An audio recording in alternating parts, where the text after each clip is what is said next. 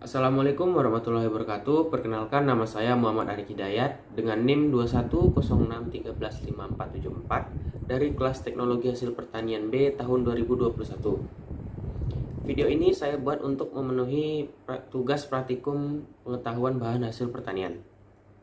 Dalam video ini, saya akan merangkum secara singkat tentang praktikum pengetahuan bahan hasil pertanian yang telah dilakukan.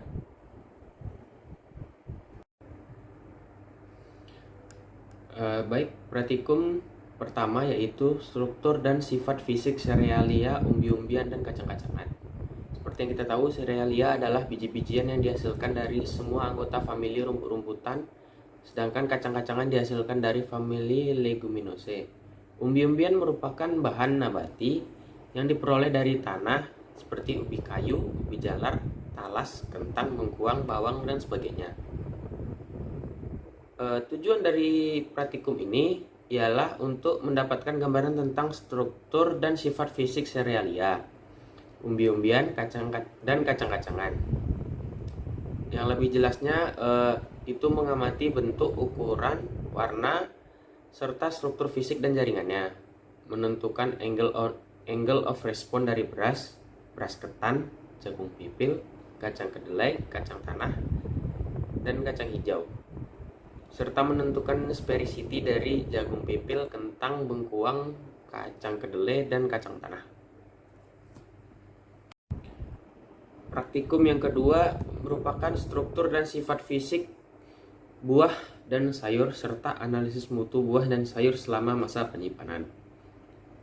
Sayur merupakan tanaman hortikultura yang umumnya mempunyai umur relatif pendek atau kurang dari setahun dan merupakan tanaman musiman.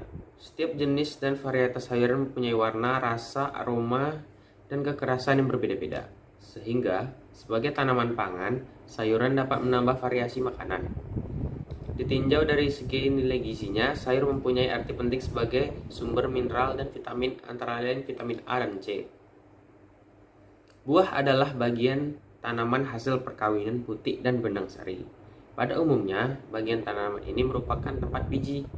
Dalam pengertian sehari-hari, buah diartikan sebagai semua produk yang dikonsumsi sebagai pencuci mulut atau dessert, misalnya mangga, pepaya, pisang, dan sebagainya.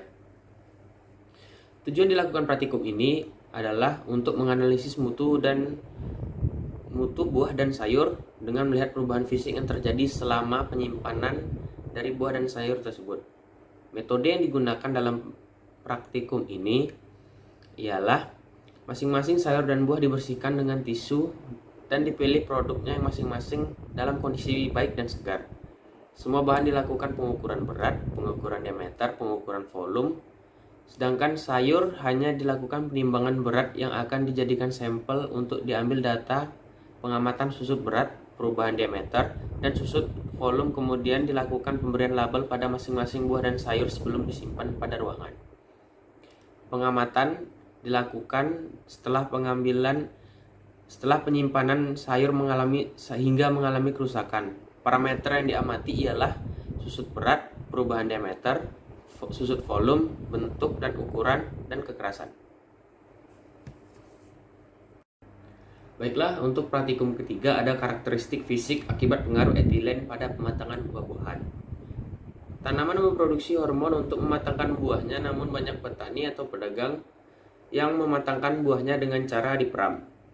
Pada proses ini menghasilkan gas etilen yang merambat dari molekul ke molekul. Ada juga karbid yang digunakan untuk menghasilkan gas etilen karena mempunyai struktur kimia yang mirip dengan etilen alami yang membuat proses pematangan di kulit buah. Tujuan dari praktikum ini adalah untuk mengetahui karakteristik fisik akibat pengaruh etilen selama pematangan buah. Metode yang digunakan adalah kita akan menyiapkan 7 sisir pisang kepok dan kemudian memberi 7 perlakuan berbeda. Setelah itu disimpan selama 3 hari dan kemudian diamati berat, warna, aroma, dan kekerasan dan rasanya. Praktikum yang keempat ada karakteristik mekanik bahan hasil pertanian. Sifat mekanik adalah kemampuan suatu bahan dalam menerima beban, gaya, atau energi tanpa menimbulkan kerusakan pada bahan atau komponen tersebut. Tujuan dari praktikum ini adalah untuk mengetahui pengaruh karakteristik mekanik, kekerasan dan kekakuannya yang diberikan pada buah. Metode yang digunakan adalah pada perlakuan kekerasan, bahan tersebut diberi goresan atau luka dengan panjang masing-masing sekitar 5 cm dan kemudian dilakukan penyimpanan selama 3 hari dan diamati. Untuk perlakuan kekerasan itu dijatuhkan dari ketinggian yang berbeda-beda dan kemudian disimpan selama 3 hari dan kemudian diamati. Pada praktikum kelima ada karakteristik telur ayam ras, ayam kampung, dan itik. Telur ayam terbagi dua jenis, yaitu telur ayam kampung dan telur ayam ras.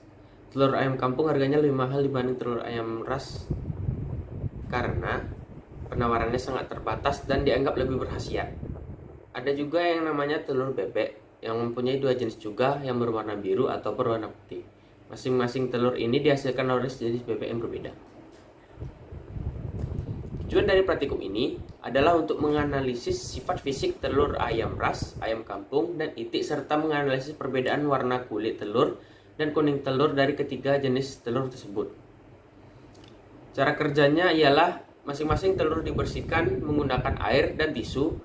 Setelah semuanya diukur beratnya, diameter, dan volumenya, kemudian dipecahkan masing-masing telur tersebut dengan cara membagi dua telurnya dan diamati struktur telur tersebut, mulai dari kulit, cangkang, putih, dan kuning telurnya.